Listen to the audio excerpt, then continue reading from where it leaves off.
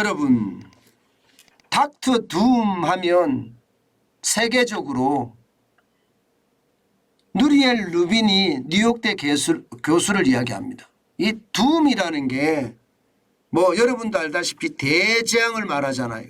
대파멸을 말하는 거잖아요. 그만큼 말입니다. 경제를 비관적으로 보는 사람 중에 하나입니다. 그것도 가장 비관적으로 보는 사람 중에 하나가 누리엘 루빈이 뉴욕대 교수가 아닌가 싶습니다. 그런데 이 누리엘 루빈이 교수는요, 글로벌 금융위기를 정확하게 예측해내기도 했습니다. 그렇기 때문에 이 사람 말 한마디가 시장에도 영향을 미칩니다. 많은 사람들이 누리엘 루빈이 교수의 인터뷰를 따려고 합니다.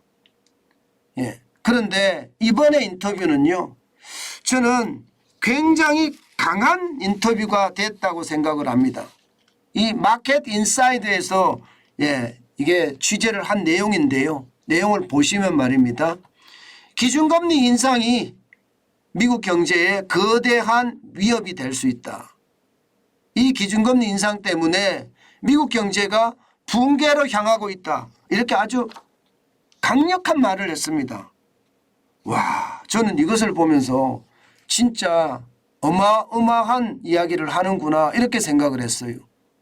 늘 비관적으로 말하는 사람이기 때문에 뭐 그 사람은 그냥 비관적으로 말을 해 이렇게 이야기하지만, 여러분, 제가 여러분들에게 계속 말씀드렸던 이자 앞에 장사 없다는 이야기가 지금 통용이 되는 거잖아요. 누리엘 루비니 교수까지도 이자가 높기 때문에요, 결국 말입니다, 정권사들 지금 생각보다 고전을 겪을 수밖에 없다.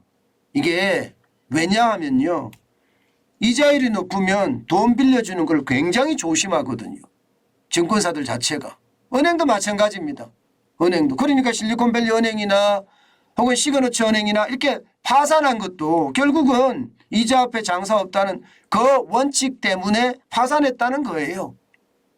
그런 차원에서 보면 말입니다, 은행들도 마찬가지, 증권사도 마찬가지, 이 대출 회수를 계속 할 거라고 보거든요.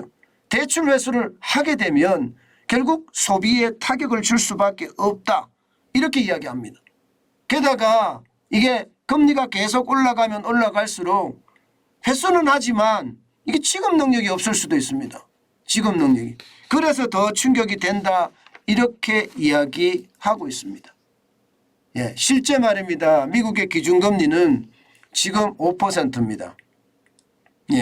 이대로라면요, 5월 2일 3일에 연방공개시장위원회 FOMC가 열리거든요. 그리고 3일에 0.25%포인트를 인상하는 것으로 결정이 날 것 같습니다. 왜냐하면 지금 미국 시장은요, 물가 안정이 급하니까, 소비자 물가를 빨리 내리고 싶어 하니까, 게다가 말입니다, 은행 위기에 대한 어떤 잠재력, 그 잠재력을 좀 없애버리려고 하니까 지금 그 어느 때보다 0.25%라는 금리를 올리면서 물가부터 먼저 잡자. 이게 지금 당연시되고 있거든요. 이 당연시되고 있는 것이 결국은요, 지금 누리엘 루비니 교수의 이야기를 그대로 빌리면 경기 침체의 골이 깊어질 수밖에 없는 그런 상황으로 올 수 있다, 이런 얘기입니다. 게다가 말입니다, 게다가 지금 누리엘 루비니 교수는 이보다 더 독한 말도 하고 있습니다.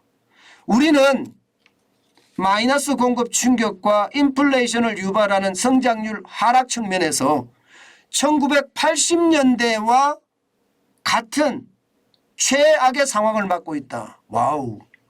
1980년대를 거론했습니다. 오일쇼크를 거론한 거예요. 그때만큼 지금 심각한 상황이 되고 있다 하는 이야기고요. 여기에다가 좀 더 나아가면요, 이제 미국 경제는 경기 침체와 금융 불안정에 접어들고 있다.